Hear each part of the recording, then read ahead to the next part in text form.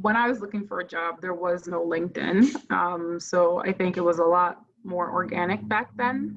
And for me, it was just being a bit audacious and bold. So it was more a character trait than like a strategy, which meant like I actually talk about this quite a bit. I just Googled corporate jobs in fashion because remember I talked about liking fashion. So I went on Google and just was reading a bunch of stuff. And I found out about the concept of executive training programs. And then I looked up which companies have executive training programs, found the Lord and Taylor one. And then at the time, the recruiter's name was in the posting. And so I emailed him directly and I said, hey, or I think I called him.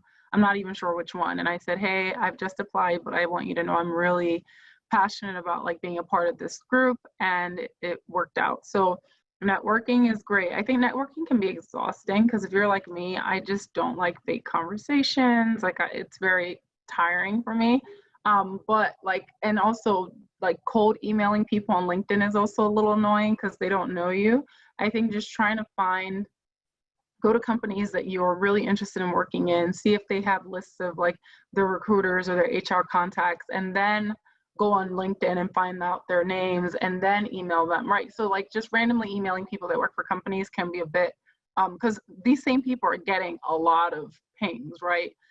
So I would say just being a bit strategic and Natalia, to your point, creative, and not being afraid of rejection is a big one because the reality is that there is a lot of rejection out there. There's a lot of no's.